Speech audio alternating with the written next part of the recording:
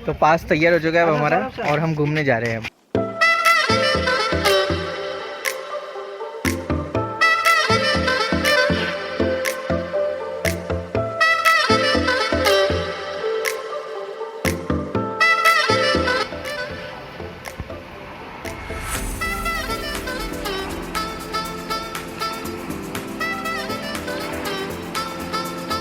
आदत डाल लो दोस्तों ऐसे माइक देखने की अब डेली डेली, क्योंकि आपको तो पता ही है, अगर पिछला व्लॉग देखा है तो क्या हादसा हुआ है।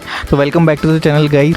बैकग्राउंड में जैसे आप देख रहे हैं फॉग धीरे धीरे बढ़ रहा है और यही तो सबसे अच्छी बात होती है रेनी सीज़न की। किसी भी कैमरा एंगल पे, किसी भी कैमरा पोजीशन पे आप शूट कर सकते हो, क्योंकि लाइट पूरी है वो कांस्टेंट रहने वाली है, कम ज़्यादा नहीं होगी। इसके आगे मैं जाऊँगा, पानी भरा हुआ है, लाइट कांस्टेंट रहने वाली है। जैसे लॉजिक चलता है अपना कि सिर्फ सुबह सुबह शूट कर सकते हैं जब तक सूरज नहीं आता, या फिर शाम को कर सकते हैं जब थोड़ा डल हो जाता है सन। तो समहाउ रेनी सीज़न में वो सब कांस्टेंट रहता है, तो आप कभी भी दिन में भी मुँह उठा के शूट कर सकते हैं। चारों तरफ कोहरा ही कोहरा है। मुझे अच्छे से याद है कि पिछले साल तो मैं यहाँ पर नहीं था, ना छोटू सर थे, बट उसके पहले सिपुन सर, छोटू सर और मैं, जब भी ऐसा मौसम होता था उस टाइम पता नहीं क्यों 2018 में इतना अच्छा मौसम हुआ नहीं करता था यहाँ पर। 2019 से मौसम बहुत अच्छा होने लग गया। वो माय गॉड, फॉग और पड़ गया, तो मौसम काफ़ी अच्छा रहता था। जब भी अच्छा होता था और अच्छा, तो हम बाइक निकाल के चल पड़ते थे। तो एक ट्रिप है जो मैं हमेशा मिस करता हूँ, वो है एलोरा नहीं, कौन सी केव थी, एजेंटा केव वाली, क्योंकि वो वाला रास्ता वो शानदार था, इसलिए अच्छा लगा था वहाँ जाने में। एक बार को तो हम गिर भी गए थे मोटरसाइकिल से। वही गिरते गिरते बचना गिरना एक ही बात हो, but that is the best part about Buldhana कि मौसम बहुत अच्छा रहता है। 6 महीने ऐसे ही रहता है।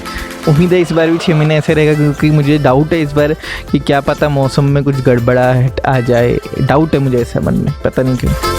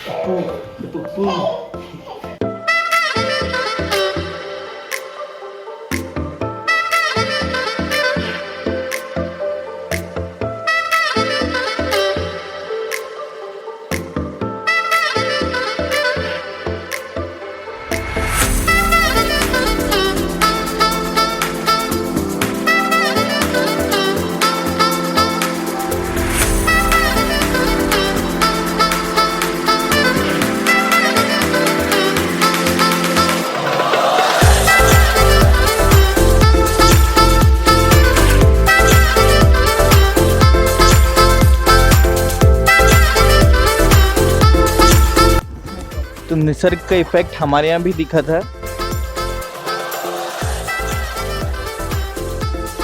होपफुली अब खतरा टल चुका है, निसर्ग अपने घर जा चुका है, अपने पापा मम्मी के पास, और अब बारिश शायद नहीं आएगी, ऐसी उम्मीद करते हैं। थोड़े दिन नहीं आएगी ऐसा ही लग रहा है मुझे।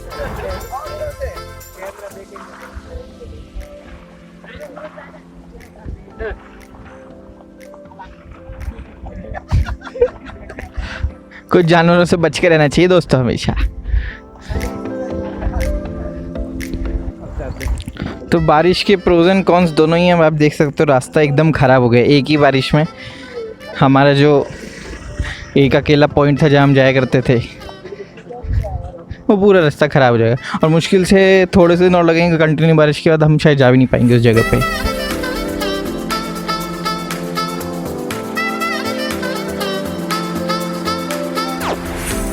तो पहली बारिश जो है उसी में लैंड मार्श ही हो गया। अब हमें नहीं लगता अब यहाँ पे आ पाएंगे। ऊपर वाला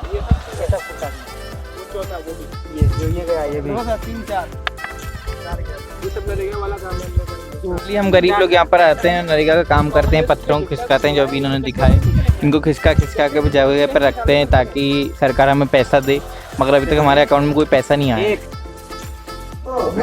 तो मौसम आज भी काफ़ी सुहाना ही है, बस थंडर स्टॉर्म आने वाला है। यहाँ मौसम थोड़ा गर्म है, थंडर स्टॉर्म आने वाला है यहाँ पे।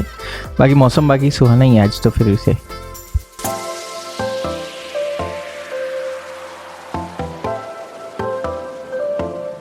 वेरी क्लियर कि बारिश नहीं होगी। बारिश हुई थी कल रात को भी, हल्की हल्की बारिश हो रही है, बट वो सीवियर वाली नहीं हो रही है। वैसे मज़ा भी नहीं आएगा ज़्यादा सीवियर होगी, क्योंकि हम घर में हैं तो बाहर कहीं घूमने भी नहीं जा सकते वैसे तो, मगर आजू बाजू में भी नहीं घूम पाएंगे अगर ज़्यादा ज़ोर की बारिश हो गई तो। कोई दिक्कत नहीं है इनका। आपका भी हो गया, ठीक हो जाएगी। ये तो ठीक है।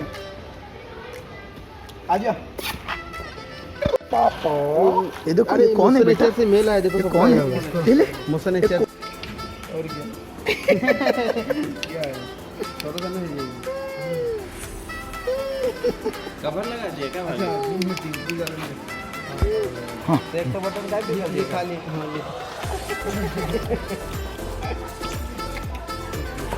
काम तुम्हारा नाम नहीं है गूगू, तो तुम गूगू जैसी करोगे? बोलो हाँ, बोलो हाँ, बोल हाँ भी बोल रही है। Goo Goo is driving.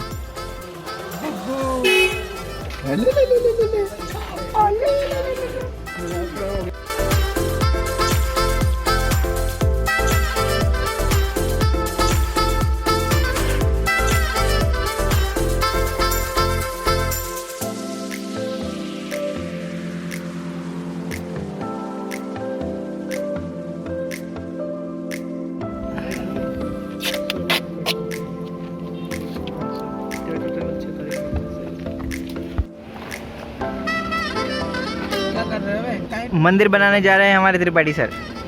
आज अब मंदिर यानी कि वहाँ बनेगा, यहाँ नहीं बनेगा, मंदिर बन के रहेगा। तो पास तैयार हो चुका है अब हमारा और हम घूमने जा रहे हैं। कैसा लगा मेरा मजाक?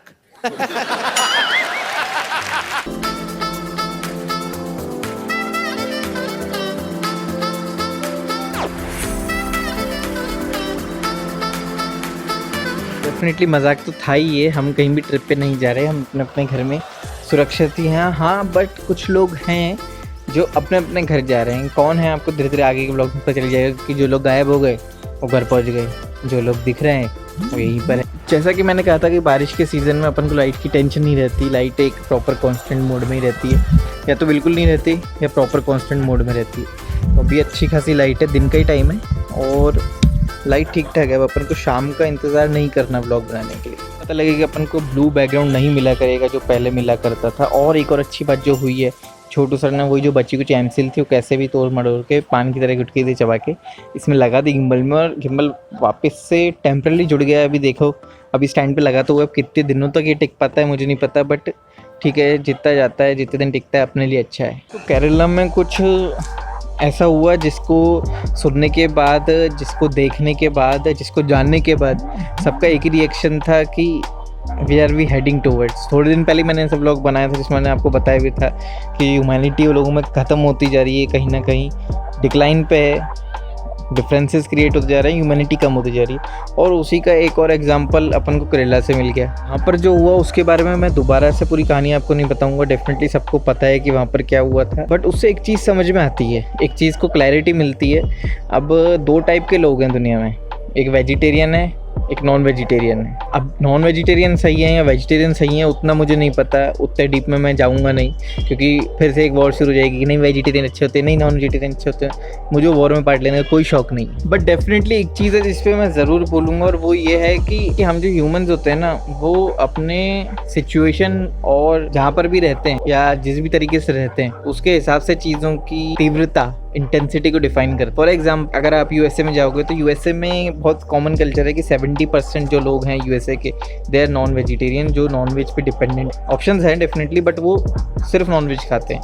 तो वो जो 70% लोग हैं वो क्या खाते हैं, वो चिकन मटन डेफिनेटली खाते हैं, बट उनका फेवरेट एक और फूड निकल के आता है स्वाइन, सुअर, पिग, जिसको आप लोग एकदम ऐसे देखते हो ना, वो लोग खाते हैं। सॉसेजेस वगैरह अगर आपने सुना होगा तो डेफिनेटली आप लोग भी कल्चर से अवेयर होगे।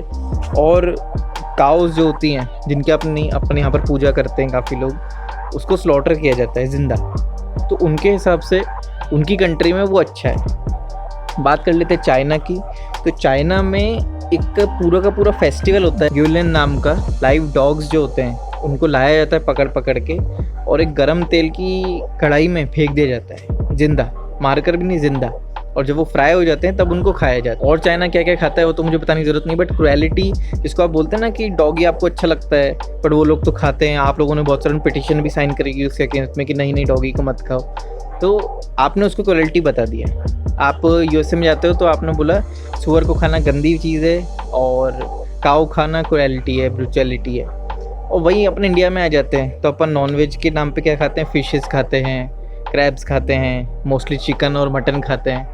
और समहाउ वी जस्टिफाइड कि हाँ ये खाना सही है। आप शीप खा सकते हो, गोट खा सकते हो, आप चिकन खा सकते हो, आप फिश खा सकते हो, वो सही है, वो गलत नहीं है।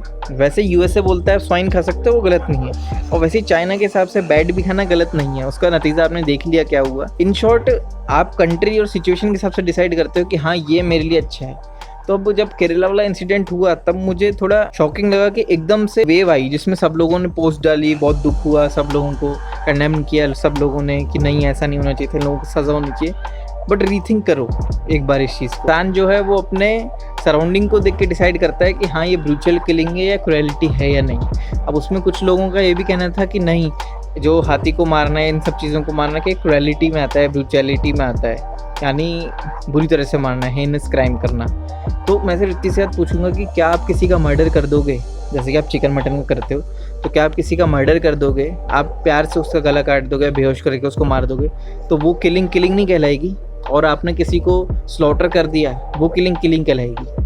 ये कैसे जस्टिफाई करते हो आप लोग? मुझे भी जानना है जो लोग इस चीज़ में मानते हैं। ये बोलने का पॉइंट सिर्फ और सिर्फ इतना सा है दोस्तों कि आप जो भी खाना है खाओ, जो भी करना है करो, बट एटलीस्ट जज मत करो लोगों को कि चाइना खाए तो गलत है, यूएसए खाए तो गलत है, हम खाएं तो सही है। तो आपके जो परसेप्शन है ना उसे क्लियर करो। खाना गलत था, गलत है और गलत ही रहेगा। आप इस साइकिल का पार्ट हो, ये भी आप जानते हो। तो accept it and stop judging others over this.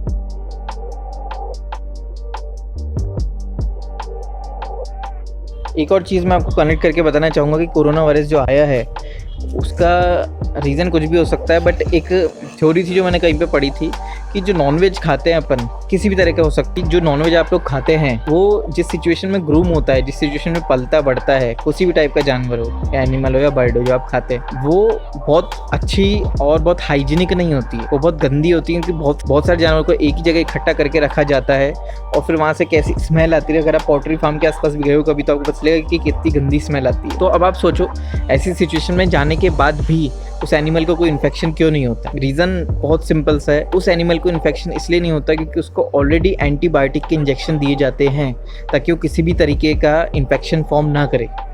अब क्या होता है, वायरसेस जो होते हैं आपकी बॉडी में एंटर जब होते हैं तो आपकी बॉडी एक एंटीबॉडी जनरेट करती है जो वायरस से फाइट करती है। सेम चिकन, मटन, स्वाइन, काऊ, जो भी नॉनवेज बिकता है मार्केट में उसके साथ हुआ है।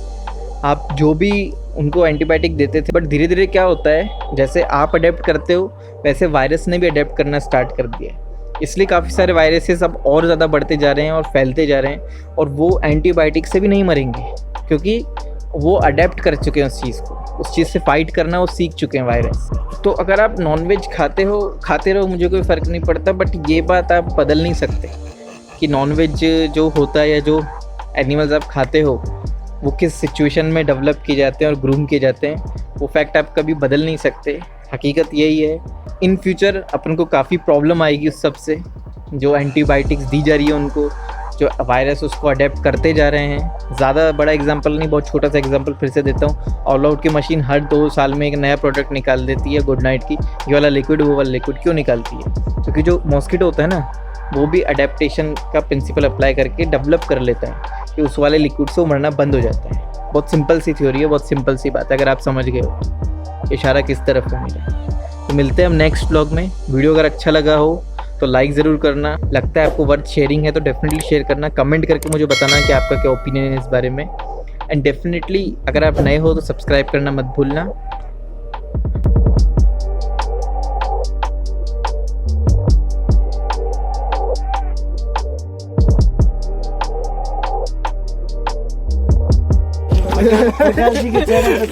बहुत ज्यादा खुश हूँ। कहाँ जा रहे हो सर? प्रकाश सर जा रहे हैं सर। कहाँ जा रहे हो? घर। देखो हमें छोड़ तो के तीन लोग और हमारे साथ धोखा करके अपने अपने बस्तियों में वापस लौटते हुए, परिंदा घर को लौटता हुआ। वापस मिलते हैं, चलते हैं सर। वापस क्वारंटाइन में मिलते हैं सर। आके क्वारंटाइन में बाहर टेंट लगा देंगे। इधर ही टेंट लगेगा, यहाँ पे टेंट लगेगा, यहाँ यानी कि टेंट लगा देंगे, यहीं रहेंगे आप लोग। 15 दिन यानी कि रहोगे, उसके बाद घर के अंदर खिचड़ी और चोखा। नहीं, हम खाना खिलाएंगे, दिक्कत नहीं है। हम